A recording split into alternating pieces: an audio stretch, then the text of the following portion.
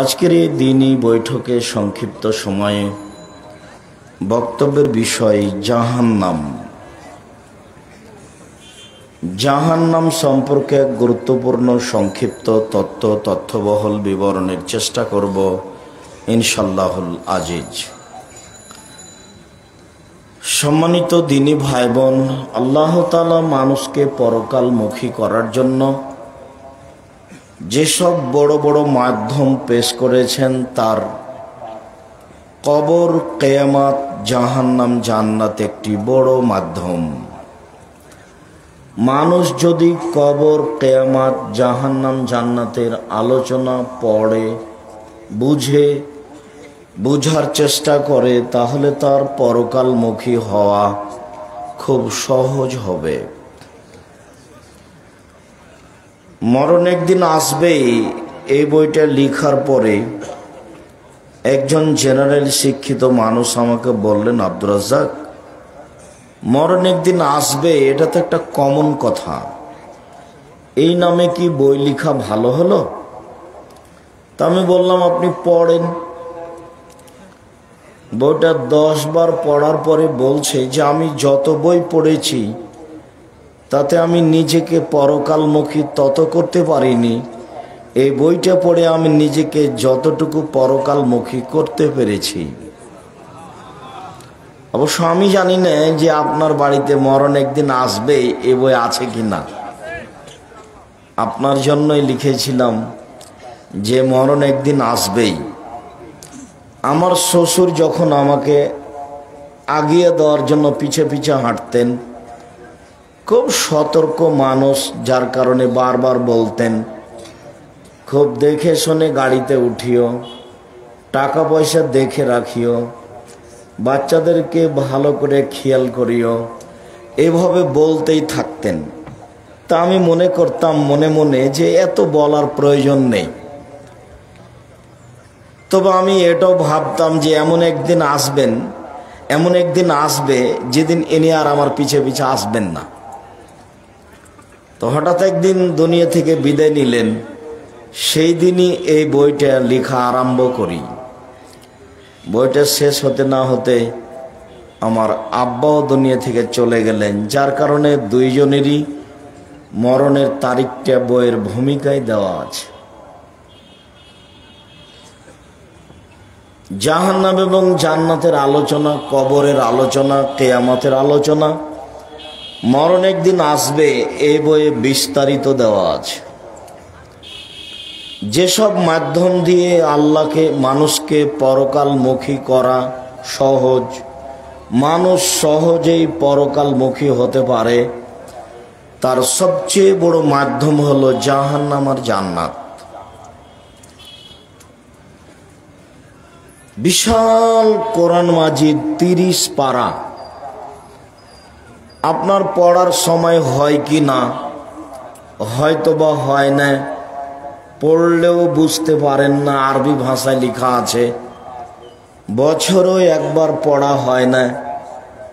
অথচ আল্লাহ রাসূল সাল্লাল্লাহু আলাইহি সাল্লাম বলছেন, কোরআন মাজিদ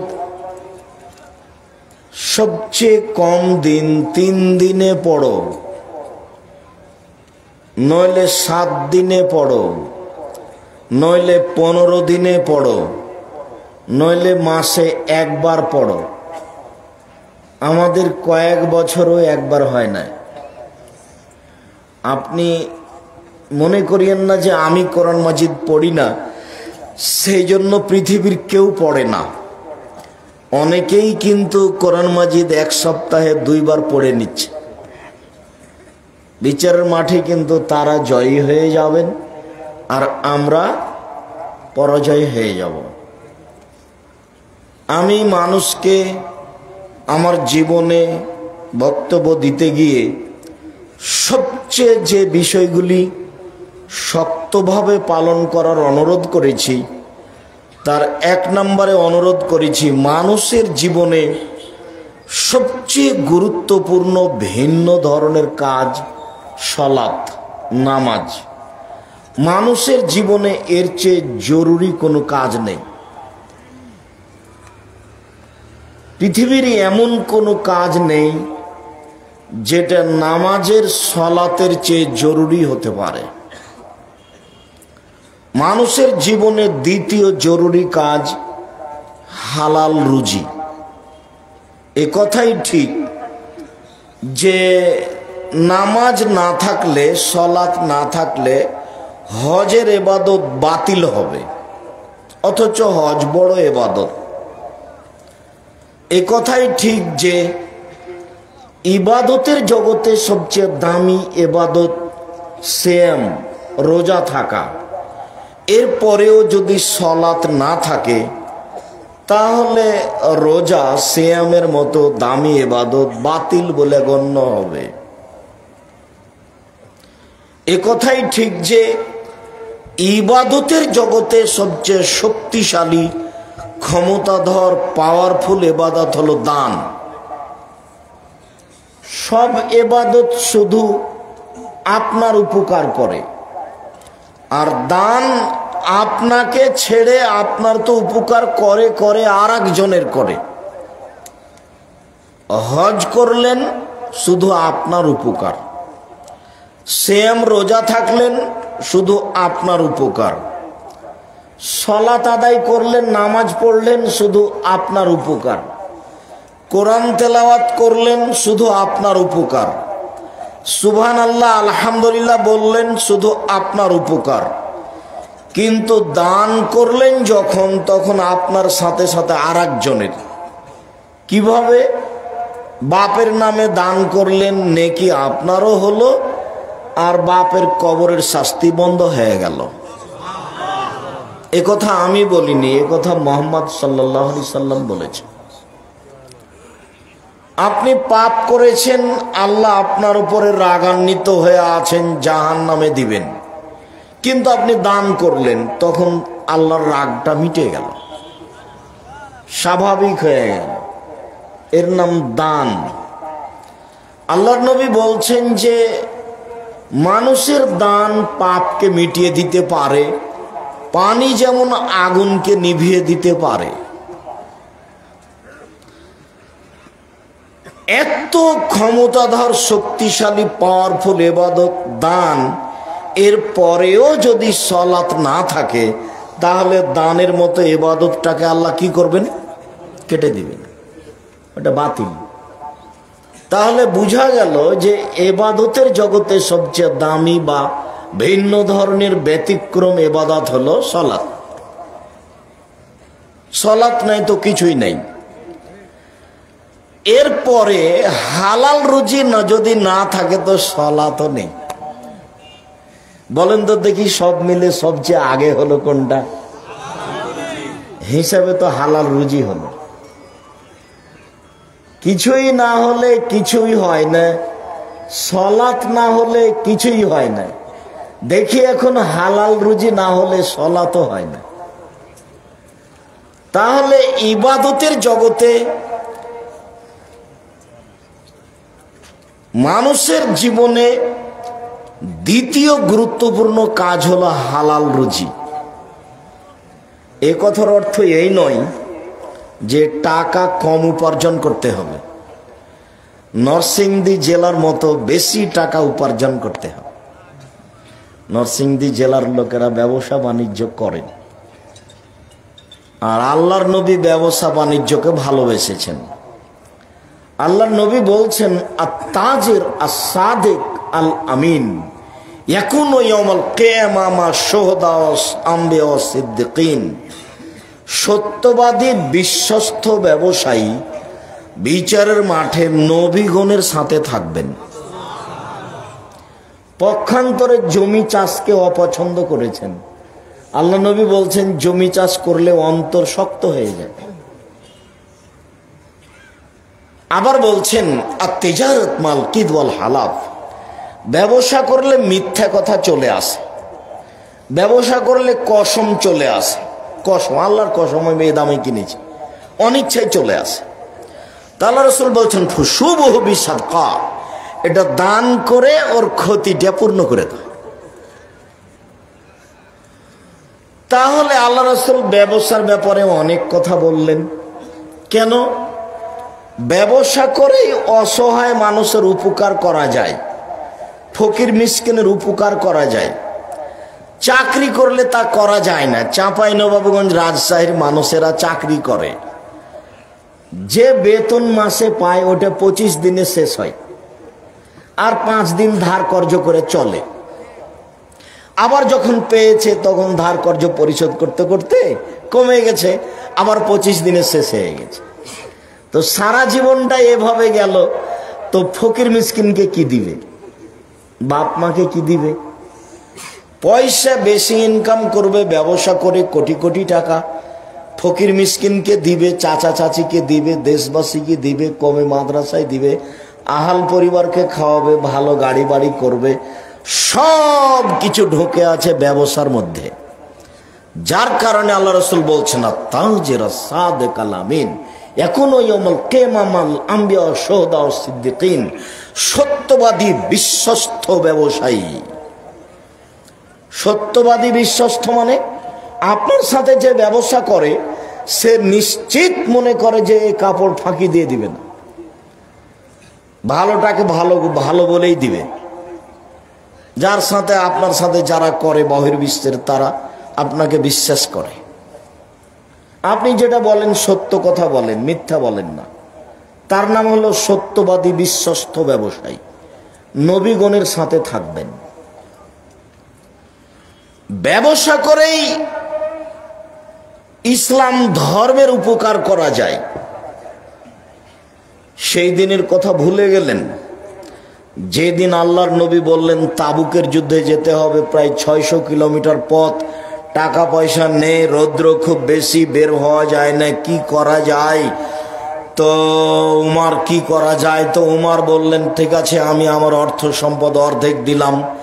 মনে মনে বললেন, আজ আবু বকর সিদ্দিক রাদিয়াল্লাহু তাআলা আনহুকে ঠগিয়ে দিব।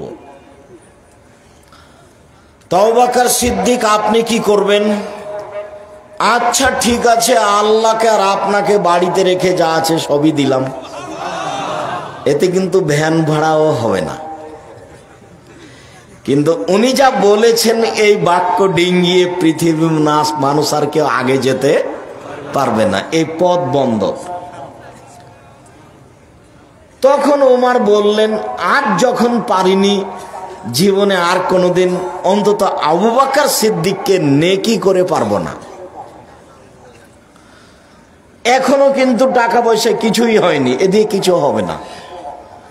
উসমান, আল্লাহর নবী, যত মানুষ যাবে তাবুকের যুদ্ধে তার অর্ধেকের যাতায়াত খরচ, খাওয়া খরচ আমি দিব। মানুষ ছিল 30,000, তাহলে তিনি 15,000 মানুষকে 15,000 উট দিবেন আর 3 মাসের খাওয়া খরচ দিবেন। নরসিংদী জেলার এমন কোনো মানুষ নেই যে রাজি হতে পারে যে 3 মাস আমি 15,000 মানুষকে খাওয়াবো। আব্দুর রাজ্জাক সাহেব কি বলেন, 3 মাস কেন, একদিনের বের করেন, 15,000 মানুষ একদিন খাওয়াবে, কঠিন। এর নাম ধনী, এর নাম ব্যবসায়ী। সৌদি আরবে তখন তিনি ছিলেন সবচেয়ে বড় ব্যবসায়ী, আর মূল ব্যবসা ছিল উট।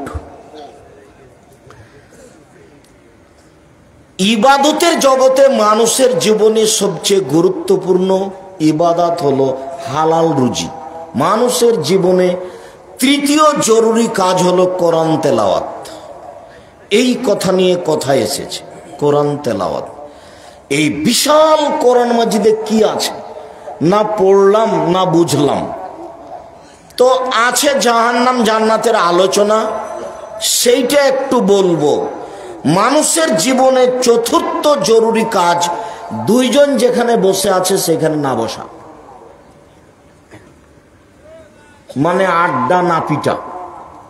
দোকানে বসে, টিভির সামনে বসে ল্যাংটা মেয়ে দেখে অন্তর কলিজা ঠান্ডা করে, চক্ষু ঠান্ডা করে আরেকজনের বদনাম না করা।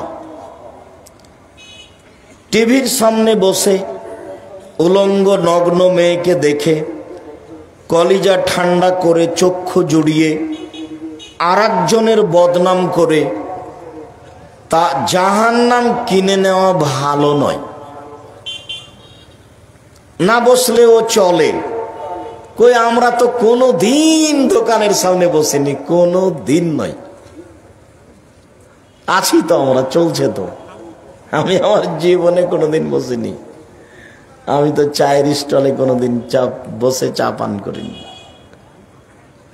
আমার মা বাড়ি থেকে বের হওয়ার সময় বলতেন, দোকানে বসিও না, প্রাইভেট পড়ায় না, দাওয়াত খায়ও না, কাউকে বন্ধু হিসাবে গ্রহণ করিও না। এই চারটা কথা বলতেন। তো আমরা আগে থেকে এইটা করার চেষ্টা করি, অন্তত দোকানপাটে বসি না। আর আপনি কেন যে আড্ডা পিটেন, দোকানে বসে চা খানার গল্প করেন, মানুষের বদনাম করেন? বদনাম যে খুব খারাপ কাজ। যদিচ মৌলানা সাহেবের বদনাম ছাড়া চলেই না, আপনার তো চলে না, চলেই না। মৌলানা সাহেবকে দিয়ে জাহান্নাম উদ্বোধন হবে, তা কি জানেন? এদেশে একটা বই পাওয়া যায়, বক্তা শ্রোতার পরিচয়, নাম শুনেছেন কোনোদিন? সেই বইয়ে লেখা আছে যে মৌলানা সাহেবকে দিয়ে জাহান্নাম উদ্বোধন হবে। জান্নাত কাকে দিয়ে উদ্বোধন হবে এই কথা বলা হয়নি, তবে বলা যেতে পারে যে সর্বপ্রথমে জান্নাতে প্রবেশ করবেন মুহাম্মদ সাল্লাল্লাহু আলাইহি ওয়াসাল্লাম। এই হিসাবে তাকে দিয়ে উদ্বোধন করা হবে, এটাই ধরে নিতে হবে। সম্মানিত দিনী ভাই বোন, মানুষের জীবনে গুরুত্বপূর্ণ কাজ চারটে। তার 4 নাম্বার হচ্ছে দোকানপাটে বসে গল্প না করা। বিশাল কোরআন মাজিদে কি আছে? এই বিশাল কোরআন মাজিদে 1 নাম্বার আছে আল্লাহর ক্ষমতা। শুধু ক্ষমতা, ক্ষমতা দিয়ে কোরআন মাজিদকে ভরে ফেলেছেন। ক্ষমতা দেখাতে গিয়ে 1 নম্বরে দেখিয়েছেন আকাশ জমিনের মালিক তিনি। কে পারে আকাশ বানাতে? কে পারে জমিন বানাতে? মানুষ, জিন, ফেরেশতাকে পৃথিবীর জন্ম থেকে নিয়ে কিয়ামত পর্যন্ত চ্যালেঞ্জ করেছেন। পারলে কেউ ভেঙে দিতে পারে, পারলে কেউ তার মতো বানাতে পারে। কিয়ামত পর্যন্ত আকাশ জমিনের মতো কেউ বানাতেও পারবে না, কেউ ভাঙতেও পারবে না। তার নাম ক্ষমতা। 2, সূর্য এবং চন্দ্র বলতে পারে কেউ কিভাবে আসে কিভাবে যায়? ঠেকাতে পারে কেউ? আজকে ঠেকিয়ে দিলাম। জিন, ইনসান, ফেরেশতাকে চ্যালেঞ্জ করা আছে, পৃথিবীর জন্ম থেকে নিয়ে কিয়ামত পর্যন্ত কেউ চন্দ্র সূর্যকে ঠেকাতে পারবে না। তার নাম ক্ষমতা। যেখানে সেখানে কোরআন মাজিদের পাতায় পাতায় চন্দ্র সূর্য, চন্দ্র সূর্য, আকাশ জমিন। 3 হচ্ছে রাত দিন, কিভাবে আসে কিভাবে যায়, কিভাবে কমে কিভাবে বাড়ে। পারে কে কেউ ঠেকাতে?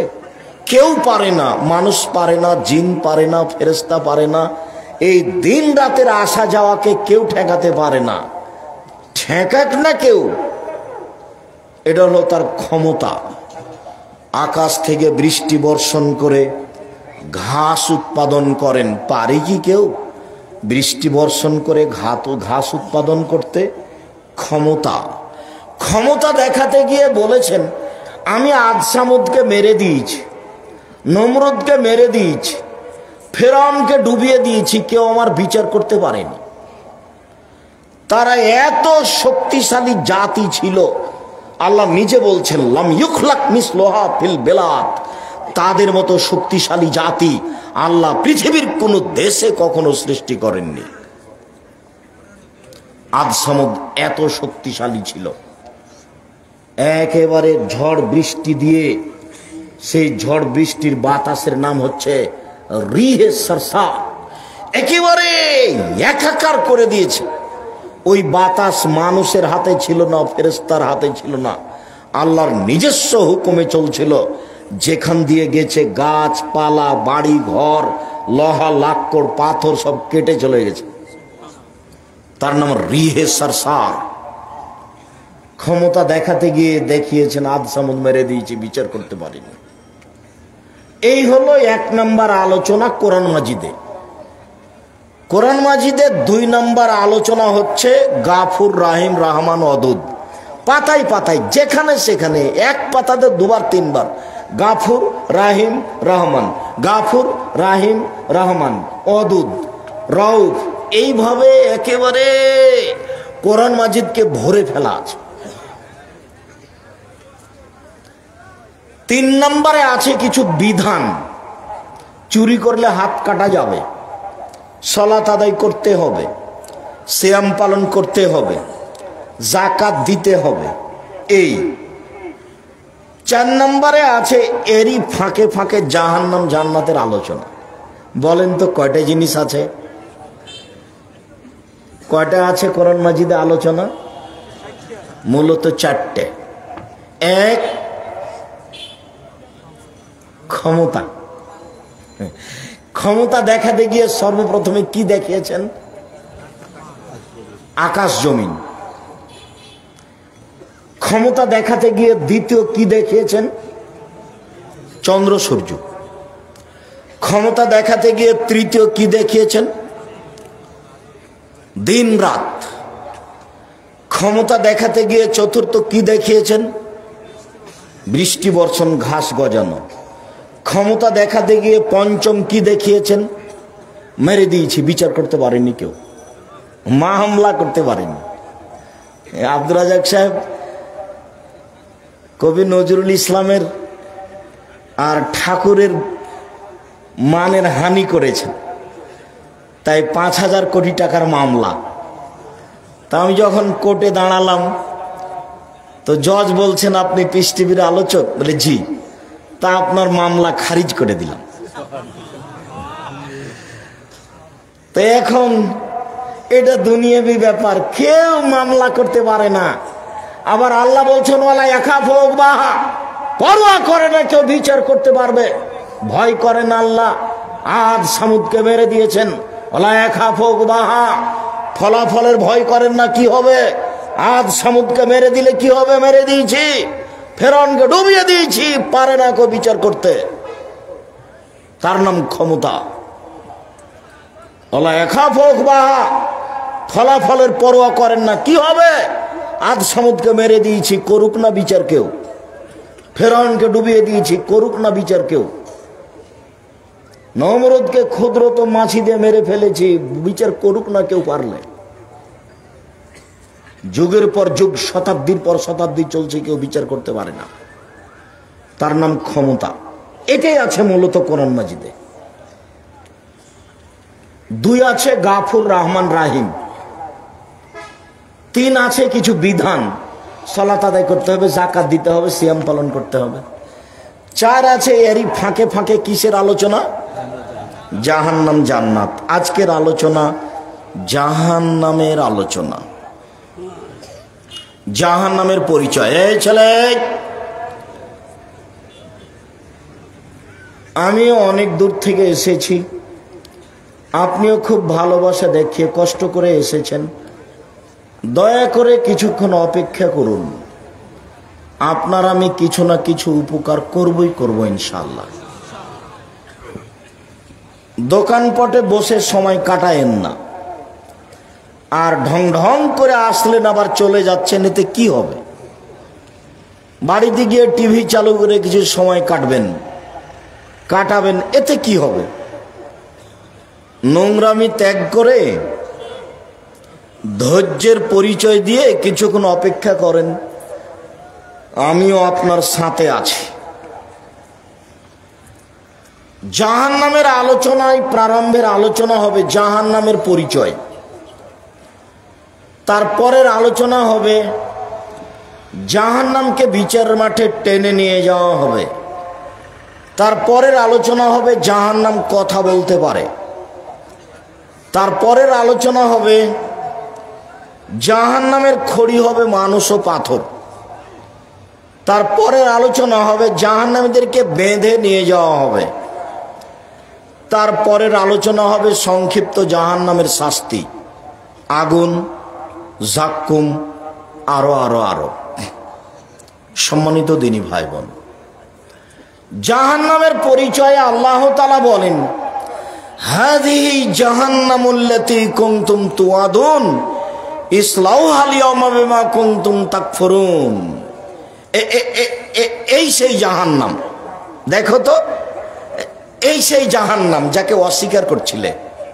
তো ঢোকো এখন, ইসলাউহা, ঢোকো এখন। ফাসবিরু ওয়ালা তাসবিরু, ধৈর্য ধারণ করো আর না করো, থাকো আর না থাকো, সব সমান। থাকলেই কি, না থাকলেই কি, ধৈর্য ধারণ করলেই কি আর না করলেই কি, ঢোকো। এই সেই জাহান্নাম যাকে অস্বীকার করছিলে। আফা সেহরুন হাজা, দেখো তো এটা কি জাদু? না দেখতেই পাচ্ছ না, দেখো তো এটা কি জাদু? আমি কি তোমাদের চোখে ভেলকি লাগিয়েছি? আমি তো জাহান্নামের কথা বলেছিলাম, তো সেটা তো অস্বীকার করেছিলে। দেখো তো এইটা কি জাদু? তুমি কি মনে করছো যে আমার চোখে মনে হয় জাদু করে জাহান্নাম দেখানো হচ্ছে? তুমি তো জাহান্নাম অস্বীকার করছিলে। আর সেহরুন হাজা, দেখো তো এটা কি জাদু? আমি কি তোমার চোখে ভেলকি লাগিয়েছি? না দেখতেই পাচ্ছ না। এইভাবে আল্লাহ বলবেন ফেরেশতারা মজাক করার জন্য। এইসব বোকা মানুষগুলিকে মজাক করবেন এভাবে, জাহান্নামের সামনে খাড়ো করে। আফা সেহরুন হাজা, এটি কি জাদু? দেখো তো এটি কি তোমার চোখে ভেলকি লাগানো আছে? না তুমি দেখতেই পাচ্ছ না। জাহান্নামের পরিচয়, ইন্না জাহান্নামা কানাত মিরসাদা, নিশ্চয় জাহান্নাম উঁত পেতে ধরে আছে, বসে আছে শত্রুকে ধরার জন্য। জাহান্নাম আপনার জন্য শত্রু, লুকিয়ে বসে থাকে যে, তাকে বলে শত্রু, সুযোগ পেলে ধরবে। তা আল্লাহ বলছেন যে জাহান্নাম মিরসাদ, ও উঁত পেতে বসে আছে, সুযোগ পেলেই ধরবে। লিত্তাগিনা মাআবা, সীমা লঙ্ঘনকারীদের জন্য থাকার জায়গা। জোর করে জমি দখল করেছে, পিটিয়ে নেতা হয়েছে, ক্ষমতা দেখিয়ে দোকান দখল করেছে, ক্ষমতা দেখিয়ে নিঃস্ব মানুষকে সরিয়ে দিয়েছে, দাপটে চলেছে পৃথিবীতে। এদের থাকার জায়গা জাহান্নাম। মানুষে বলে জোর যার মুল্লুক তার, এখন বলতে হবে জোর যার জাহান্নাম তার। আমাদের চাঁপাইনবাবগঞ্জে বলে জোর যার মুল্লুক তার, ক্ষমতার যার দেশ তার। তো বলতে হবে যে ক্ষমতার যার জাহান্নাম তার। জোরের ফলাফল হলো জাহান্নাম। এ কথা আমি বলিনি, এটা আল্লাহ বলছে। লাবেসিনা ফিহা আকাবা, তারা সেখানে যুগ যুগ ধরে, কাল কাল ধরে, শতাব্দীর পর শতাব্দী থাকবে। জাহান্নামের পরিচয়, ফাম্মা মান খাফাত মাওয়াজিনুহু, বিচারের মাঠে যার নেকির পাল্লা হালকা হবে, পাপ আর নেকি ওজন হবে। হিন্দুদের দাঁড়ি পাল্লা হবে না, ইহুদিদের হবে না, খ্রিস্টানের হবে না, যারা ধর্মকে মানেনি তাদের দাঁড়ি পাল্লা হবে না। ওদের পাপ নেকি ওজন নেই, আপনারটা হবে। বিচারের মাঠে নেকির পাল্লা যার হালকা হবে। আচ্ছা বলতে পারেন নেকির পাল্লায় সবচেয়ে ভারী নেকি কোনটা?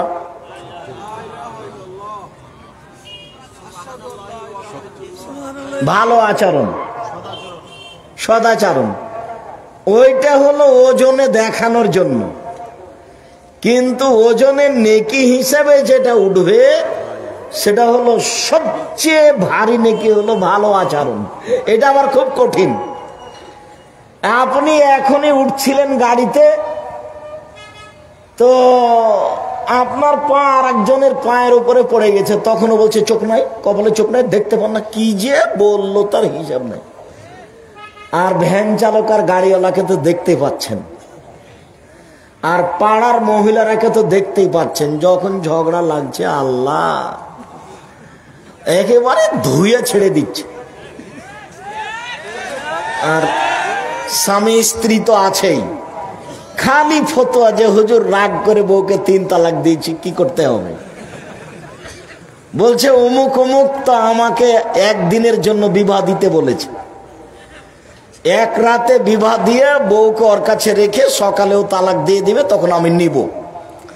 তো এইটা বলছে নাউজুবিল্লাহ মিন জালিক, কি করব হুজুর, আপনার কাছে এসেছি। বলে এক বৈঠকে রাগে আমার বুদ্ধি ছিল না, রাগে আমি 3 তালাক দিয়েছি। রাগ করে বউকে 3 তালাক দিবেন কেন? তালাক শব্দ মুখে কেন? ধৈর্যের পরিচয় দেন, আরো মন খারাপ হলে 2-1 লাঠি লাগান। তালাক শব্দ মুখে কেন?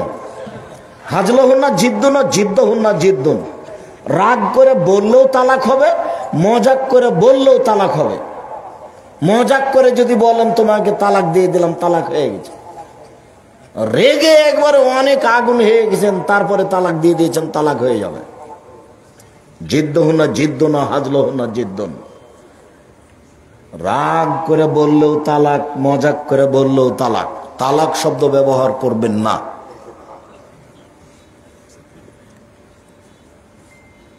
স্ত্রীর সাথে এত খারাপ আচরণ করে বউকে তালাক দিয়ে নিজেকে বড় করিয়েন না। এর চেয়ে ভালো মেয়ে পাওয়া খুব কঠিন আছে, আর একটা নিয়ে আসেন, দেখবেন তার চেয়ে খারাপ। তখন কি হবে? বউ নিয়ে ধৈর্যের পরিচয় দিবেন। অত গালি দেন কেন, অত মারেন কেন? আপনার স্বভাবটাই খারাপ। নিজের দোষটা নিজের উপরে চাপান, আর একজনের উপরে চাপান কেন? বউকে মারবেন কেন, গালি দিবেন কেন, অত নিন্দা করেন কেন? ও হচ্ছে পৃথিবীতে সবচেয়ে তৃপ্তিদায়ক বস্তু। স্বর্ণ দিয়ে ঘর বানিয়ে অত তৃপ্তি হবে না। বউয়ের কাছে যে তৃপ্তি আছে ওটা আল্লাহ বলেন। কোটি টাকা মাসে ইনকাম করে অত তৃপ্তি হবে না। স্ত্রীর কাছে যত তৃপ্তি আছে এ কথা আল্লাহ বলেন।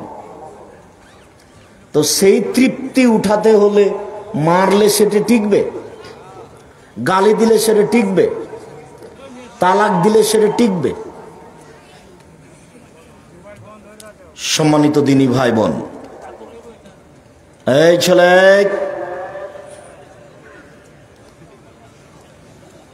একটু ধৈর্যের পরিচয় দিবেন।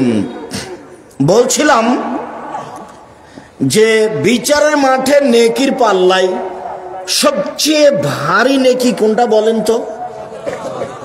ভালো আচরণ, সদাচরণ, ভালো কথা, নরম কথা। এইটা করা যায় না, টিকা যায় না। এর উপরে টিকা যায় না কেন? বংশীয় ক্ষমতা। টিকা যায় না কেন? দলীয় ক্ষমতা। টিকা যায় না কেন? অর্থের ক্ষমতা। যার কারণে ভালো আচরণে টিকা যায় না। ভালো কথা, ভালো কর্মের নাম সদাচরণ। এইবার দেখি একটা কথা, আল্লাহর নবী বললেন, শোনো, জান্নাতে কতগুলি ঘর আছে, এত উন্নত মানের পদার্থ দিয়ে তৈরি করা আছে। ইরাক খারেজ মিন বাতেনহ, বাতেনহ মিন খারেজা। যার বাহির থেকে ভিতর দেখা যায়, ভিতর থেকে বাহির দেখা যায়, এখানে টক টক টক টক টক টক করছে, খুব উন্নত মানের ঘর। তখন সাহাবীগণ বলছেন, লেমান হাজেহি, এত দামি ঘর কে পাবে? তখন আল্লাহ রাসূল উত্তরে 1 নম্বরে বললেন, লেমান আলানাল কালামা, যার মুখের ভাষা নরম। সদাচরণের 1 নম্বর পথ হলো মুখের ভাষা। আর আপনার মুখখান খালি বাদুসের বদনাম করে। আপনার মুখখান কত ঘৃণিত তা বিবেচনা করেছেন? খালি কথাই কথাই মানুষের বদনাম, আর কথাই কথাই খালি মুনাফিকি, খালি দোকানে বসে আড্ডা পিটার মুনাফিকি করা। চরিত্র নীতি পরিবর্তন করুন। নরম কথা বলেন, এটা হলো সদাচরণের সবচেয়ে বড় দিক।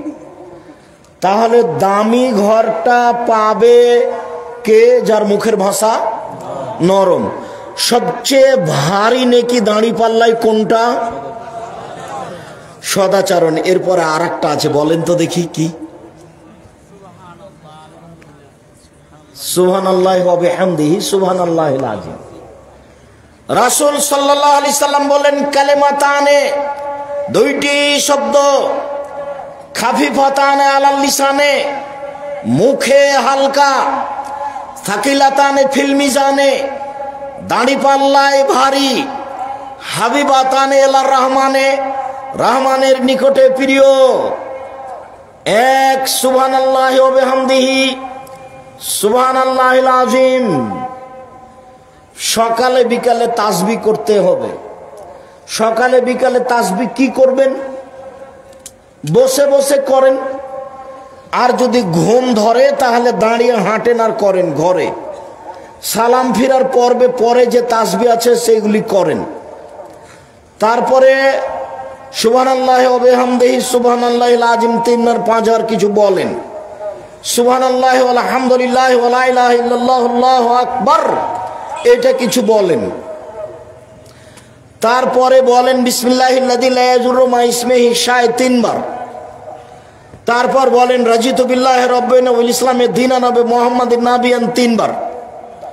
তারপর বলেন ইয়া হাইয়ু ইয়া কাইয়ুম বিরহমাতিকা আস্তাগীস ওয়াসলি লিসানি কুল্লাহু ওয়া লা তাকলিন নাফসি তারফাতা আইনিন 3 বার। তারপরে সুবহানাল্লাহ আলহামদুলিল্লাহ আল্লাহু আকবার থাকলো। আস্তাগফিরুল্লাহ ওয়া আতুবু ইলাইহি 3 বার। আস্তাগফিরুল্লাহাল্লাযী লা ইলাহা ইল্লা হুয়াল হাইয়ুল কাইয়্যুম ওয়া আতুবু ইলাইহি 3 বার। রব্বিগফিরলি ওয়া তুব আলাইহি ইন্নাকা আনতাত তাওয়াবুল গাফুর 3 বার। আল্লাহুম্মা আনতা রাব্বি লা ইলাহা ইল্লা আনতা খালাকতানি ওয়া আনা আবদুকা ওয়া আনা আলা আহদিকা ওয়া আদিকা মাসতাতাতু আউযু বিকা মিন শাররি মা সানাতু আবু লাকা বিনি'মাতিকা আলাইয়া ওয়া আবু বিযামবি ফাগফিরলি ফাইন্নাহু লা ইয়াগফিরু যুনুবা ইল্লা আনতা 1 বার। এরপরে সূরা নাস 3 বার, সূরা ফালাক 3 বার, সূরা ইখলাস 3 বার, আয়াতুল কুরসি 1 বার, সূরা বাকারার শেষ 2 আয়াত 1 বার, আলে ইমরানের শেষ রুকুর প্রথম 5 আয়াত, ইন্না ফি খালকিস সামাওয়াতি ওয়াল আরদ ওয়াখতিলাফিল লাইলি ওয়ান নাহার লায়াতিল লিউলিল আলবাব আল্লাযীনা ইয়াযকুরুনাল্লাহা কিয়ামান ওয়া কুউদা, এটা হলো 1 বার। আর ফজরের তাসবিতে সূরা কাহাফের প্রথম 10 আয়াত 1 বার। এরপরে রব্বানা আতিনা ফিদ দুনিয়া হাসানাতাও ওয়া ফিল আখিরাতি হাসানাতাও 3 বার। রব্বানা যালামনা আনফুসানা ওয়া ইল্লাম তাগফির লানা ওয়া তারহামনা লানাকুনান্না মিনাল খাসিরিন 3 বার। রব্বি ইন্নী যালামতু নাফসি 3 বার। রব্বিগফির ওয়ারহাম ওয়া আনতা খায়রুর রাহিমিন 3 বার। রব্বি আন্নী মাগলুবুন ফান্তাসির 3 বার। হাসবুনাল্লাহু নি'মাল ওয়াকিল নি'মাল মাওলা নি'মান নাসির 3 বার। লা ইলাহা ইল্লা আনতা সুবহানাকা ইন্নী কুনতু মিনাজ জালিমিন 3 বার। রব্বির হামহুমা কামা রাব্বায়ানি সাগীরা 3 বার।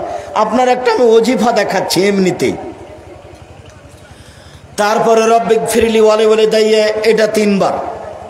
আল্লাহুম্মা গফিরলি আবি উম্মি ওয়ারফাদার জাতাহু ফিল মাহদিন আবসালাহু ফি কবরিহি ওয়া নাব্বিরলাহু ফিহি 3 বার। এরকম একটা আপনি সকাল সন্ধ্যার জিকির নিজের জন্য বাছাই করে নেন। আল্লাহুম্মা আজরিনি মিনান নার 3 বার, এটা শেষে বলবো আজকের আলোচনায় ইনশাআল্লাহ। আল্লাহুম্মা আজরিনি মিনান নার 3 বার, আল্লাহ তুমি আমাকে জাহান্নাম থেকে বাঁচাও। আল্লাহুম্মা আজরিনি মিনান নার, আল্লাহ তুমি আমাকে জাহান্নাম থেকে বাঁচাও। আল্লাহুম্মা আজরিনি মিনান নার, আল্লাহ তুমি আমাকে জাহান্নাম থেকে বাঁচাও। 3 বার যদি এই কথা বলেন তখন পাল্টা আবার জাহান্নাম বলবে আল্লাহুম্মা আজরিনি মিনান নার, আল্লাহ তুমি ওকে জাহান্নাম থেকে বাঁচাও। আল্লাহ তুমি ওকে জাহান্নাম থেকে বাঁচাও। আল্লাহ তুমি ওকে আমার ভিতরে দিও না। আপনি এভাবে বললে জাহান্নাম ওইভাবে বলবে। এই কথা আমি বলিনি, এগুলো মুহাম্মদ সাল্লাল্লাহু আলাইহি সাল্লাম বলেন। জাহান্নামের পরিচয়, বিচারের মাঠে যার নেকির পাল্লা হালকা হবে, ফাম্মুহু হাবিয়া, তার থাকার জায়গা হবে অতীব গভীর গহ্বর হাবিয়া। ওমা আদরাকা মা হিয়া, মুহাম্মদ সাল্লাল্লাহু আলাইহি সাল্লাম আপনি বলতে পারেন হাবিয়া নামক গভীর গহ্বরের পরিচয়, হাবিয়া নামক জাহান্নামের পরিচয় আপনি দিতে পারেন? আমি বলি নারুন হামিয়া, তা হচ্ছে জ্বলন্ত উত্তপ্ত আগুন। জাহান্নাম বলতে আগুনের খণ্ডকে বোঝানো হয়, জাহান্নাম বলতে আগুনের টুকরা। আল্লাহ তাআলা বলেন কাল্লা লা ইউমবাদান্না ফিল হুতামা, অবশ্যই তাকে চূর্ণ বিচূর্ণকারী হোতামা নামক জাহান্নামে নিক্ষেপ করা হবে। আমাদরা কামাল হোতামা, মুহাম্মদ সাল্লাল্লাহু আলাইহি সাল্লাম আপনি কি বলতে পারেন চূর্ণ বিচূর্ণকারী হোতামা নামক জাহান্নামের পরিচয়? আপনার কি জানা আছে এই জাহান্নামের পরিচয়? আমি বলি নারুল্লাহিল মুকাদা, তা হচ্ছে জ্বলন্ত উত্তপ্ত আগুন। সাউসলিহে সাকার, আমি তাকে সাকার নামক জাহান্নামে নিক্ষেপ করব। আমাদরাকা মা সাকার, মুহাম্মদ সাল্লাল্লাহু আলাইহি সাল্লাম আপনি বলতে পারেন সাকার নামক জাহান্নামের পরিচয়?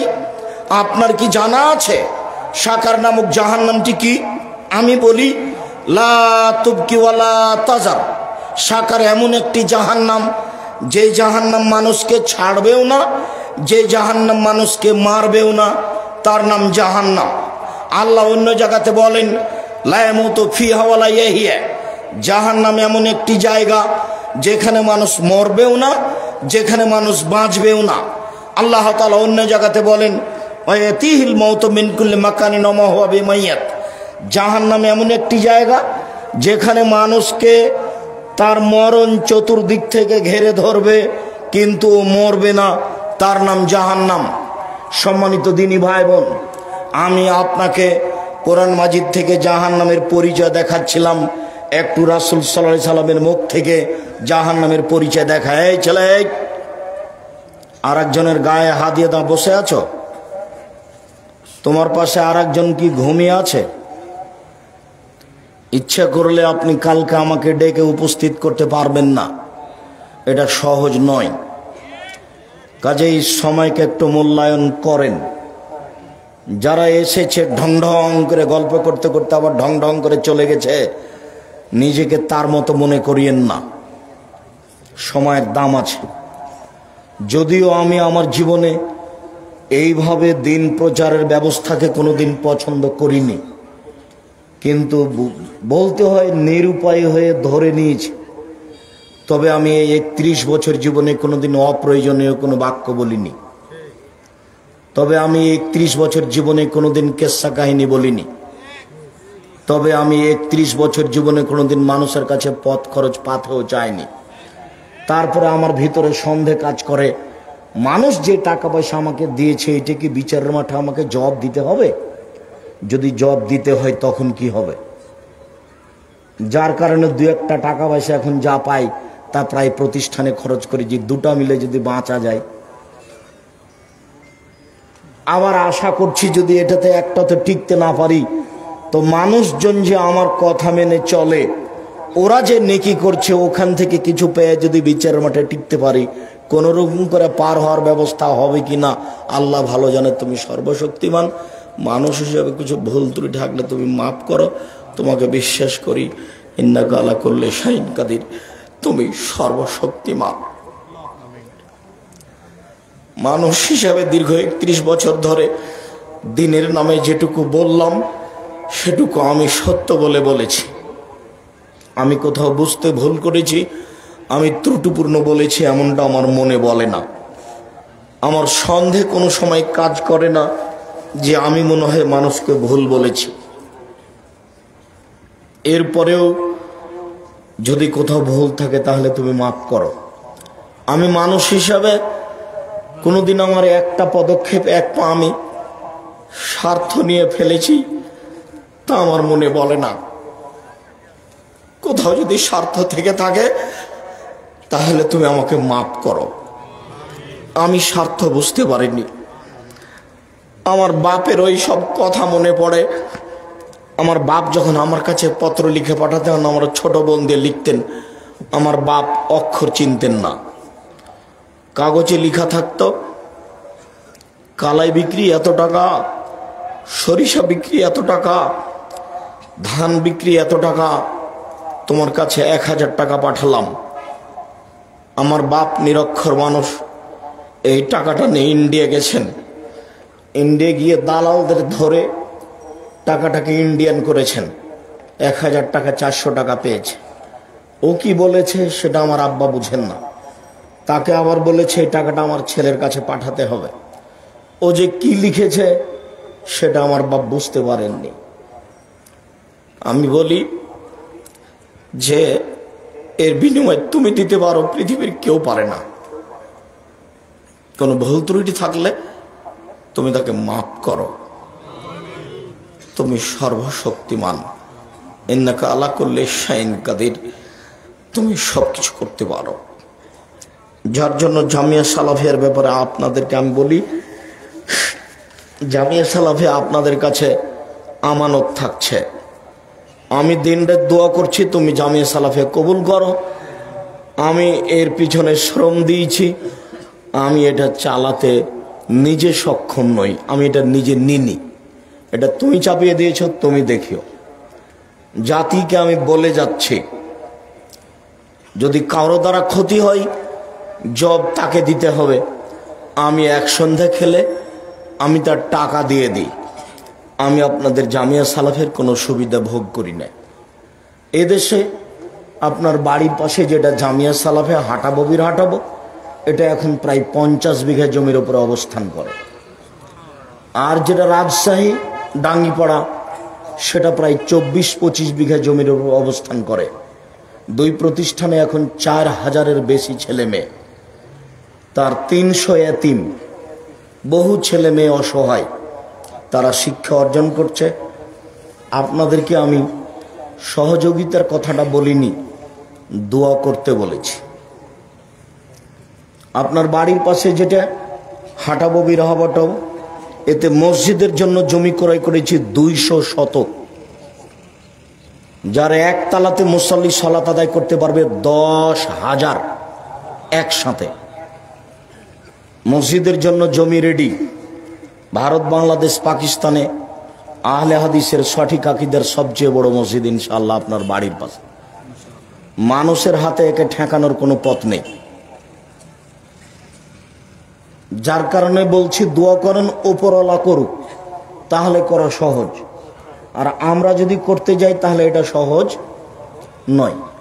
ওই করুক, কাকে দিয়ে করবে সে জানে। আমি মানুষ হিসাবে আপনাকে বলেছি যে আপনার 10টা টাকা ছাড়া জামিয়া সালাফের কোনো কাজ হয়ে যাক, এটা আমি চাই না।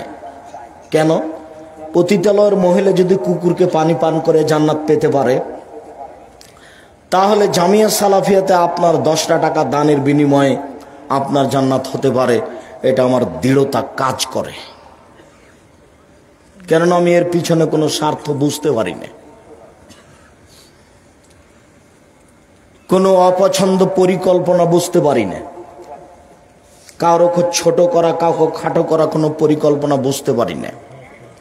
সম্মানিত দিনী ভাই বোন, ইন্না সাকরাতাল আযীমা লা তুলকা মিন শাফিরে জাহান্নাম, বিশাল একটা পাথর খণ্ড যদি জাহান্নামের মুখের উপরে ছেড়ে দেওয়া হয়, তাহলে নিচে পৌঁছিতে সময় লাগবে 70 বছর।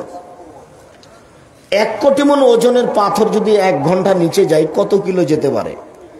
যদি 24 ঘন্টা নিচে যায় কত কিলো যেতে পারে? একটু পানি দিয়ে তো। যদি 1 মাস নিচে যায় কত যেতে পারে? যদি 1 বছর নিচে যায় কত যেতে পারে? 70 বছর যদি নিচেতে যেতে থাকে, তাহলে জাহান্নাম কত গভীর।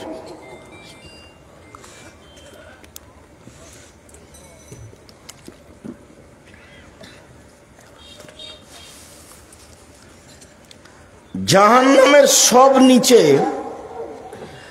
হিন্দু থাকবে, এ কথা আল্লাহর নবী বলেননি, তবু জাহান্নামে যাবে তারা। ইহুদি খ্রিস্টান থাকবে, এ কথা বলেননি, তবে তারা জাহান্নামে যাবে। বলেছেন যারা মুনাফিক, যারা দোকানে বসে আড্ডা পিটে মানুষের বদনাম করে, এর কথা ওকে লাগে, ওর কথা একে লাগে, ওরা যাবে। জাহান্নাম জান্নাতের দরজায় যদি একসাথে মানুষ, জিন, ফেরেশতা একসাথে ঢোকে, তো দরজায় ঢুকতে অসুবিধা হবে না। জাহান্নামের পরিচয় আমি কি দিয়ে দিতে পারি? মানুষের বিবরণ দি জাহান্নামের, তাহলেও কিছু বোঝা যাবে। রাসূল সাল্লাল্লাহু আলাইহি ওয়াসাল্লাম বলেন, ইন্না গিলজা জিলদে জাহান্নাম ইসনানে আরবাউনা জেরা, জাহান্নামের গায়ের চামড়া হবে 42 হাত মোটা। অন্যা জিরসাউ মিসলু উহুদিন, ওর দাঁত হবে উহুদ পাহাড়ের সমান। উহুদ পাহাড় হলো 4 কিলোমিটার প্রশস্ত, 8 কিলোমিটার লম্বা। নিচে কত আছে তা মানুষ জানে না। রাসূল বলছেন ওয়াইন্না ফাঁকে জবাই মিসলু বাইজা, জাহান্নামের উরু রান হবে বাইজা পাহাড়ের মতো। বাইজা পাহাড় হচ্ছে 39 কিলোমিটার লম্বা। অন্য মাজলিসু মিন জাহান্নাম বাইনা মক্কা ওয়াল মদিনা, একজন জাহান্নামীর বসার জায়গা হবে 450 কিলোমিটার। বাইনা মানকিবাইল কাফির লিরাকিবিল মুসরির সালাসা আইয়াম, একজন জাহান্নামীর ডান কাঁধ থেকে বাম কাঁধে পৌঁছিতে একটা দ্রুতগামী ঘোড়াকে 3 দিন সময় লাগবে।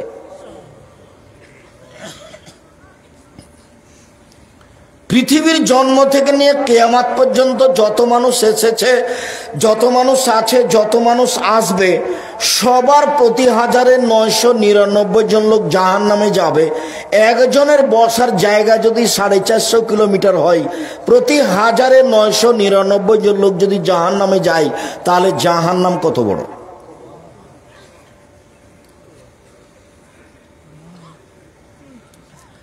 জাহান্নামকে টেনে হেঁচড়ে বিচারের মাঠে নিয়ে যাওয়া হবে। তাহলে জাহান্নাম রেডি আছে কেন? রেডি তো আছে, শুনেননি? ওই যে আল্লাহ রাসূল বলছেন, আমি স্বপ্নে জান্নাত দেখলাম, জাহান্নাম দেখলাম। জান্নাতে যখন ঘুরছিলাম, দেখলাম একটা সুন্দর টকটকে ঝকঝকে ঘর, পাশে একজন বৃদ্ধা মহিলা পানি নিয়ে অজু করছে, হাত পা ধুচ্ছে। আমি বললাম, মহিলা বলতে পারে এই ঘরটা কার? তাহলে মহিলা বললো এই ঘরটা উমারের। তো আমার মন চাইলো, আল্লাহু সামাদ, ঘরের বাহির যদি এত ঝকঝকে হয়, ভিতরই বা কেমন? তো আমার একটু ভিতরটা দেখার স্বাদ হলো। এরপরে মনে পড়লো উমার, এটা উমারের ঘর, এত বড় মানুষের ঘরে ঢোকা যাবে না। উমারের আত্মমর্যাদা হিসাব করে আমি ভিতরে ঢুকলাম না। সকাল হয়ে গেল, উমারের সাথে দেখা। উমার, স্বপ্নে আমি জান্নাত জাহান্নাম দেখলাম, জান্নাতে ঘুরতে ঘুরতে তোমার ঘরটা দেখলাম। তোমার ঘরটা দেখে আমার ভিতরে ঢোকার স্বাদ জাগলো, কিন্তু তোমার আত্মমর্যাদাকে হিসাব করলাম, এত বড় মানুষের ঘরে আমি ঢুকি কি করে, তাই আমি ঢুকিনি। এই কথা বলতে না বলতে উমার বলছেন, আল্লাহর নবী, আপনি আমার আত্মমর্যাদাকে খেয়াল করেন। এই কথা বলে তিনি অঝর নয়নে কাঁদতে লাগলেন। উমর রাদিয়াল্লাহু তাআলা আনহু তিনি বলেন, আমি যখন জাহান্নাম দেখছিলাম, জাহান্নাম দেখতে দেখতে দেখলাম যে ফাত্তালাতুন নারা ফিহা আকসার আহলিহা নিসা, জাহান্নামে বেশিরভাগ দেখলাম মহিলারা, বেশিরভাগ দেখলাম মহিলারা জাহান্নামে। মদিনার মহিলারা জিজ্ঞাসা করেছিল, আল্লাহর নবী, বেশিরভাগ মহিলা জাহান্নামে যাবে কেন? আল্লাহর নবী উত্তরে বলেছিলেন, ওরা স্বামীকে মানে না, এই জন্য। সম্মানিত দিনী বোন যারা এখানে আছেন, যারা চলে গেছে তারা তো ঘুমিয়ে গেছে বা টিভি নিয়ে বসে আছে, আর তাকদীর নিয়ে গেছে। যারা চলে গেছে তাদের স্বামীকে বলছি, ও বাড়িতে যে আপনার বউ কি করছে, আপনার বউ কি করে, আপনার বউ কি এমন করতে পারে, আপনার বউ কয় টাকার মালিক, আপনার বউ কয় পয়সা বিদ্যা রাখে, জানেই বাকি, আপনার কি ধারণা? মনে কষ্ট নিয়েন না, আপনি আমার কাছের দিনী ভাই। যদি মনে করেন যে বিদ্যান আমার বউ, তাহলে আসেন, আমি ঘুঘুরা তুলে দেব। আপনাকে আমি ক্ষিপ্ত হবেন এই জন্য বলিনি, আপনি আমার অনেক কাছের মানুষ। আপনাকে আর আপনার স্ত্রীকে সামনে রেখে আমি এসেছি, কিছু কথা বলবো এই জন্য। আপনি দাম দিবেন না মানে? আপনাকে আমি অনেক ভালোবাসি, আপনি আমাকে যতটুকু ভালোবাসেন তার চেয়ে আমি আপনাকে বেশি ভালোবাসি। আমি কোনোদিন কেচ্ছা কাহিনী বলিনি, কেচ্ছা কাহিনী বলতে আসিনি। আপনি আসবেন আর চলে যাবেন তা তো আমি পছন্দ করি না, আর আমি সারা রাত বক্তব্য দিই না। আমি আব্দুল্লাহ বিন ফজল রাহিমাহুল্লাহ নই, আমার কাছে অত বিদ্যা নেই, আমি বক্তব্য দিতে দিতে ফজর করতে পারি না।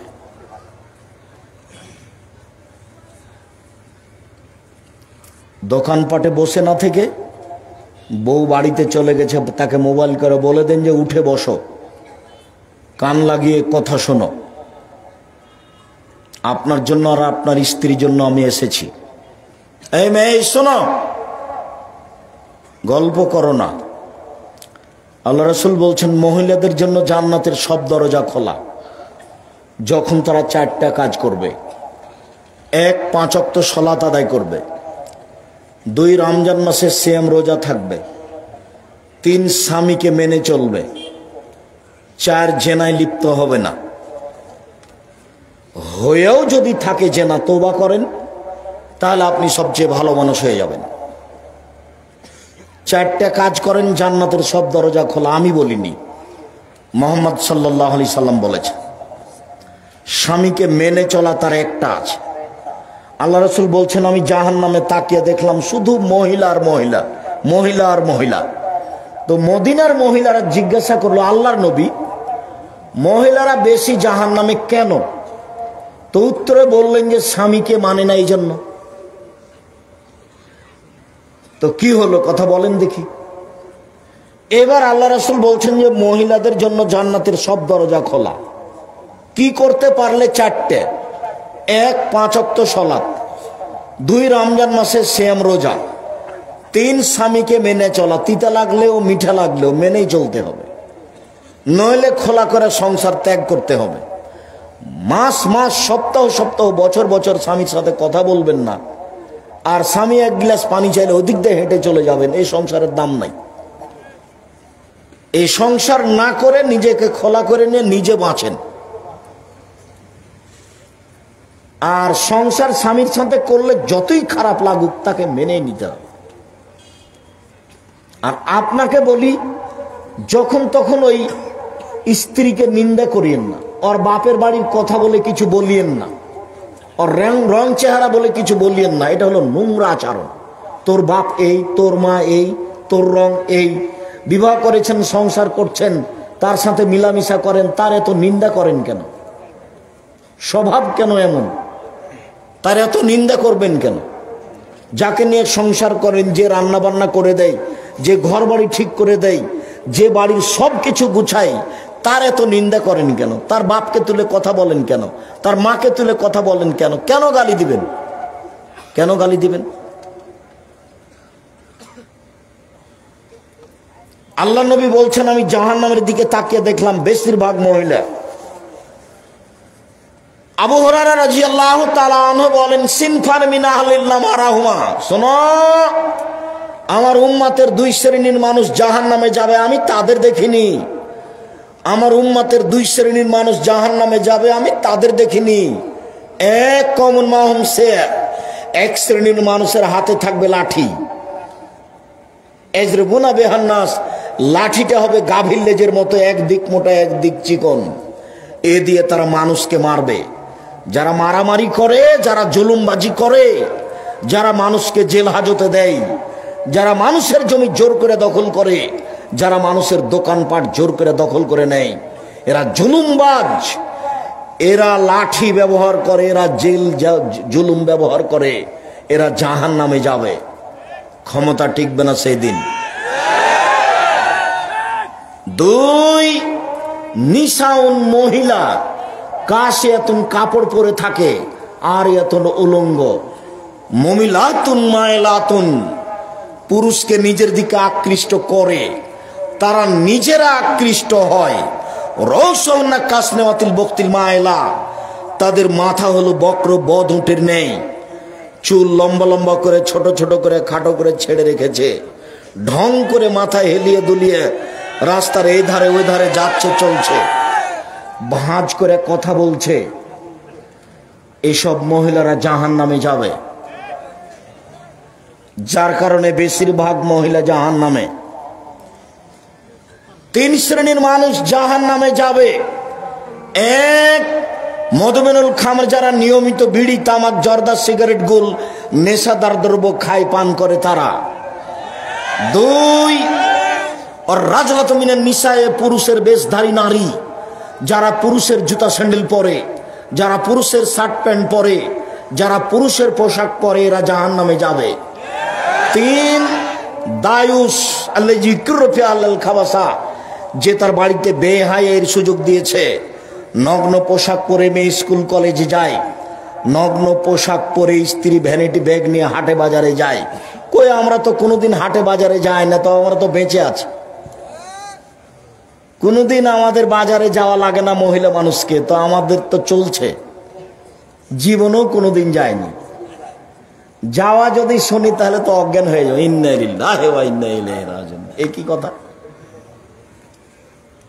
তা আমরা তো আছি। আপনার বউ রোজ যাই কেন? কাপুরুষ হিসাব পান না, যাবে কেন? সারাদিন মানুষের গুতা খায়, ধাক্কা খায়, মোহর দেন আপনি আর আরেকজনের ধাক্কা খাই, খারাপ লাগে না? পুরুষ হতে হবে। পুরুষ মানে চোখ যেভাবে ঘুরে বউ সেভাবে চলে, তার নাম পুরুষ। চোখ যেভাবে ঘুরে বউ সেভাবে চলে, তার নাম ক্ষমতা। উপার্জন করি আমি আর ঢং দেখাই ও, এটা পুরুষ নয়। কাজে পুরুষে জীবিকা নির্বাহ করতে হবে। আল্লাহ রাসূল বলছেন, জাহান্নাম ঘোষণা করে রেখেছে আমি অনুবাদক। জাহান্নামের পরিচয়, জাহান্নামকে টেনে হেঁচড়ে নিয়ে যাওয়া হবে, তাহলে জাহান্নাম প্রস্তুত, রেডি আছে। জাহান্নামের গায়ে থাকবে 70,000 লোহার রশি, প্রত্যেক রশিতে থাকবে 70,000 ফেরেশতা, টেনে হেঁচড়ে তাকে মাঠে নিয়ে যাবে। একজন ফেরেশতার এত শক্তি, এই বিশাল পৃথিবীতে হাত ঢুকিয়ে গোটা পৃথিবী উল্টে দিতে পারেন একজন ফেরেশতা। এক একটা রশিতে 70,000 ফেরেশতা থাকবেন, তাহলে জাহান্নাম কত বড়। বিচারের মাঠে থাকবে জাহান্নাম, বিচারের মাঠে থাকবে জান্নাত, বিচারের মাঠে থাকবে মানুষ, বিচারের মাঠে থাকবে জিন, বিচারের মাঠে থাকবে পশু প্রাণী, বিচারের মাঠে থাকবেন আল্লাহ, বিচারের মাঠে থাকবেন ফেরেশতা, বিচারের মাঠে থাকবে পানির পশু প্রাণী, সব কিছু। বিচারের মাঠ কত বড়। জাহান্নামের খড়ি হবে মানুষ ও পাথর। অকুদহান না চলে হিজারা, মানুষ এবং পাথর হবে জাহান্নামের খড়ি। জাহান্নামে কোনো কয়লা থাকবে না, জাহান্নামে কোনো কাঠ খড়ি থাকবে না। মানুষই কাঠ, মানুষই কয়লা আর পাথর। পাথরের ব্যাপারে বিদ্বান বলেছেন যে কিছু পাথর আছে আগুনে দিলে খুব জোরে জ্বলে উঠে, সেই পাথর দেওয়া হবে। আর কিছু বিদ্বান বলেছেন না না, যেসব মাটি পাথরের মূর্তি বানানো হচ্ছে এই মূর্তিগুলি দেওয়া হবে। তখন জাহান্নাম জোরে জ্বলে উঠুক। জাহান্নাম কথা বলতে পারে 1 মিনিট। ফাতাহাজ্জাতিন নার, জাহান্নাম হইচই করে তর্ক লাগিয়ে দিবে আল্লাহর সাথে। বেমা উসিবতু বিল মুতাজাব্বিরিল মুতাকাব্বিরিন, প্রতিপালক আমার ভিতরে স্বৈরাচারী, স্বেচ্ছাচারী, বদমেজাজি, অহংকারীরা কেন কেন তারা আমার ভিতরে? তখন আল্লাহ বলবেন, ইন্নামা আনতি গাজাবি, জাহান্নাম তুমি মনে রেখো তুমি আমার শাস্তি। ইন্নামা আনতি গাজাবি, নিশ্চয় তুমি আমার রাগ, তুমি আমার ক্রোধ। যারা পৃথিবীতে স্বৈরাচারী, স্বেচ্ছাচারী, বদমেজাজি হিসেবে থেকেছে, জোর করে বাড়ি গাড়ি দখল করেছে, জোর করে সমাজের লোককে অপমান করেছে, মানুষকে জেল হাজতে দিয়েছে, নির্দ্বিধায় মানুষের প্রতি অন্যায় অবিচার করেছে, তাদেরকে শাস্তি দেওয়ার জন্য তোমাকে প্রস্তুত করেছে। এই জন্য স্বৈরাচারী, স্বেচ্ছাচারী, বদমেজাজি, অহংকারীরা তোমার ভিতরে আছে। মনে রেখো জাহান্নাম, ইন্নামা আনতি গাজাবি, নিশ্চয় তুমি আমার রাগ। ইন্নামা আনতি আজাবি, নিশ্চয় তুমি আমার শাস্তি। তোমাকে দিয়ে শাস্তি দেব স্বৈরাচারীদের, তোমাকে দিয়ে শাস্তি দেব অহংকারীদের, তোমাকে দিয়ে শাস্তি দিব বদমেজাজিদের। তাই তোমাকে প্রস্তুত করেছি, যার কারণে তোমার ভিতরে এরা জাহান্নাম হইচই করে তর্ক লাগিয়ে দিবে আল্লাহর সাথে, মানে জাহান্নাম কথা বলতে পারে। ফাস্তাকাতিন নারু ইলা রাব্বিহা, যেদিন জাহান্নামকে রেডি করা হলো সেদিন তার প্রতিপালক করেছে জাহান্নাম অভিযোগ করলো, অভিযোগে বলল এক হলো বাজি বাজান, যা আল্লাহ আমার কিছু অংশকে ধরে খাচ্ছে, আপনি কি আমার একটু কথা শুনবেন? তখন আল্লাহ বললেন ঠিক আছে জাহান্নাম, তোর কথা আমি মেনে নিলাম বেনাফসাইনে, তুমি 2টা শ্বাস ছাড়ো, ঠান্ডা এলাকা থেকে একটা ছাড়ো, সারা পৃথিবী 6 মাস ঠান্ডা থাকবে। গরম এলাকা থেকে একটা ছাড়ো, সারা পৃথিবী 6 মাস গরম থাকবে, তোমার ভিতরে শাস্তি হালকা হবে। জাহান্নাম শোনো, একবার শ্বাস ছাড়ো, পৃথিবী 6 মাস গরম থাকবে। জাহান্নাম শোনো, একবার শ্বাস গ্রহণ করো, পৃথিবী 6 মাস ঠান্ডা থাকবে, তোমার ভিতরে শাস্তি কিছু হালকা হবে, আমি তোমার অভিযোগ মেনে নিলাম। লা ইয়াজালু ইলকা জাহান্নাম, জাহান্নামের ভিতরে মানুষকে দিতে থাকা হবে অতাকুলো হালমিন মাজিদ। জাহান্নাম বলবে আর কি কিছু আছে, আর কি কিছু আছে, আর কি কিছু আছে। ফাওয়াজা কাদামাহু রব্বুল ইজ্জাতে, তখন আল্লাহ তাআলা তার নিজের পাকে জাহান্নামের ভিতরে ঢুকিয়ে দিবেন। ও ইয়ানজাবি বাজহা বাজান, জাহান্নামে কিছু অংশের ভিতরে ঢুকে একবারে চেপা লেগে আঁটো-সাঁটো হয়ে যাবে, আর মুখে বলবে কাত কাত কাত, যথেষ্ট যথেষ্ট যথেষ্ট। জাহান্নাম কথা বলতে পারে।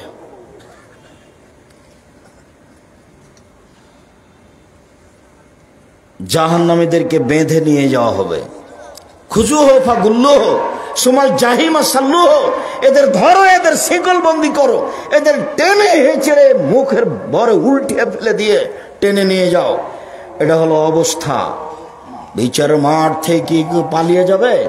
পিছন দিকে হাত বাঁধা হবে কেন? অপমান করার জন্য।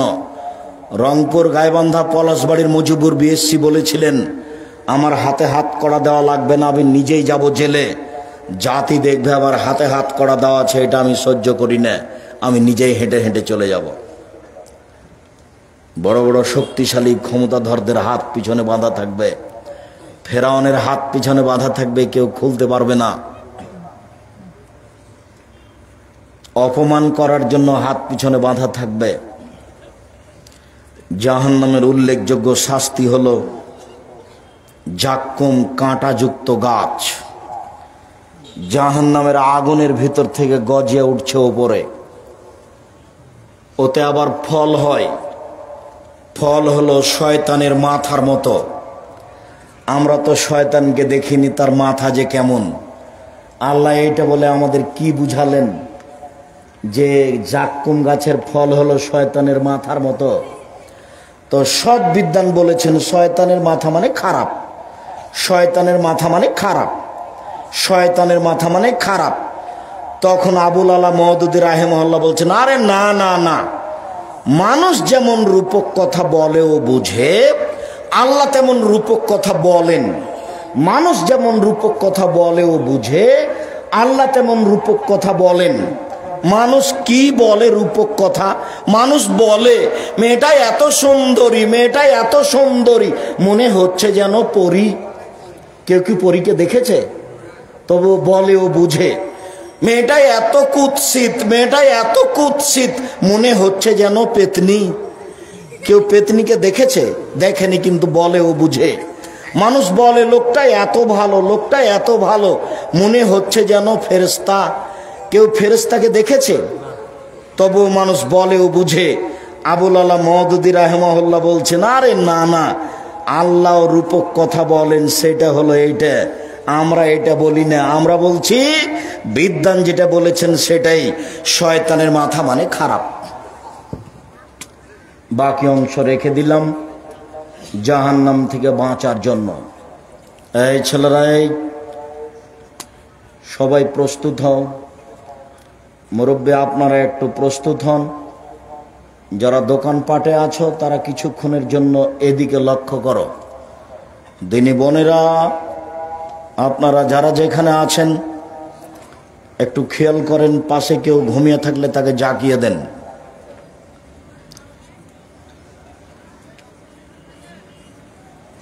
কবর যত কঠিন, কিয়ামত তার চেয়ে অনেক বেশি কঠিন। কিয়ামত যত কঠিন, জাহান্নাম তার চেয়ে অনেক অনেক অনেক বেশি কঠিন। জাহান্নাম থেকে বাঁচার জন্য 1 নাম্বার দোয়া, আল্লাহুম্মা আজরিনি মিনান নার। আল্লাহ তুমি আমাকে জাহান্নাম থেকে বাঁচাও। কয়বার? 3 বার। আমি 3 বার বললে জাহান্নাম কি বলবে আল্লাহকে? আল্লাহ তুমি তাকে আমার থেকে জাহান্নাম থেকে বাঁচাও। 2, সালাম ফিরার পূর্বে বলবেন, রব্বানা আতিনা ফিদ দুনিয়া হাসানাতাও ওয়া ফিল আখিরাতি হাসানাতাও ওয়া কিনা আযাবান নার। আল্লাহ তুমি ইহকালে কল্যাণ দাও, পরকালে কল্যাণ দাও, তুমি আমাদেরকে জাহান্নাম থেকে বাঁচাও। সালাম ফিরার পূর্বে বলবেন 3, আল্লাহুম্মা ইন্নী আউযু বিকা মিন আযাবি জাহান্নাম। হে আল্লাহ, তোমার কাছে আমি জাহান্নাম থেকে বাঁচতে চাই। ওয়া আউযু বিকা মিন আযাবিল কবর। তোমার কাছে আমি কবরের শাস্তি থেকে বাঁচতে চাই। ওয়া আউযু বিকা মিন ফিতনাতিল মাসিহিদ দাজ্জাল। তোমার কাছে আমি দাজ্জালের বিপদ থেকে বাঁচতে চাই। ওয়া আউযু বিকা মিন ফিতনাতিল মাহি ওয়াল মামাত। ইহকালের বিপদ, পরকালের বিপদ থেকে তোমার কাছে বাঁচতে চাই। ইহকালের বিপদ হতে বাঁচতে চাই, পরকালের বিপদ হতে বাঁচতে চাই। ওয়া আউযু বিকা মিনাল মাসামাল মাগরাম।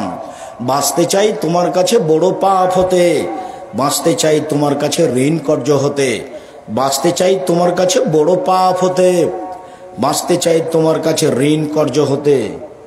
4, 5, আল্লাহুম্মা কিনি আযাবাক ওয়া তাবাসু ইবাদাক।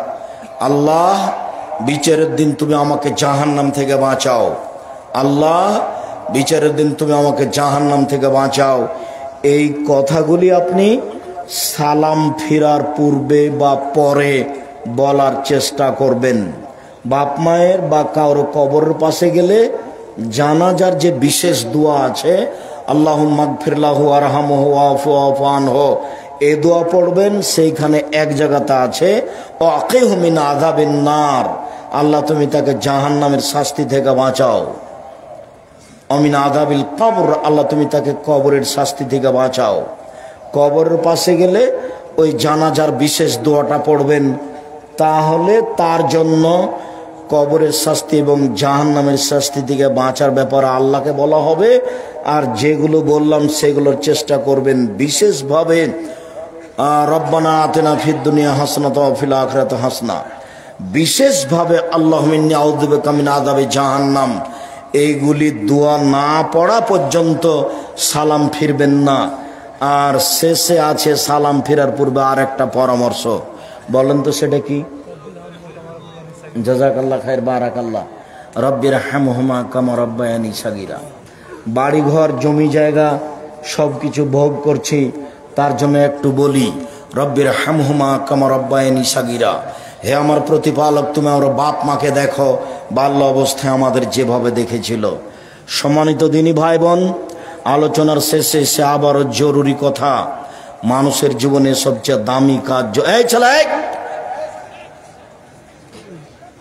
তুমি মাসিক আলিতে সম্পত্তিকে না নিয়েই যাবা? আমি বুঝলাম না তুমি আমাকে কিভাবে ভালোবাসো। আমার জীবনে যেটা সবচেয়ে বড় সাধনা সেটা হলো জামিয়া সালাফিয়া। আমার জীবনে অন্য কিছু লাগে না। আর জামিয়া সালাফের মুখপাত্র পত্রিকা হচ্ছে মাসিক আলিতে পত্রিকা। আমি যখন শুনবো যে আপনি মাসিক আলিতে পত্রিকা পড়েন, তখন আপনার উপরে আমার যে আন্তরিকতা তা আপনাকে আমি বুঝাতে অক্ষম।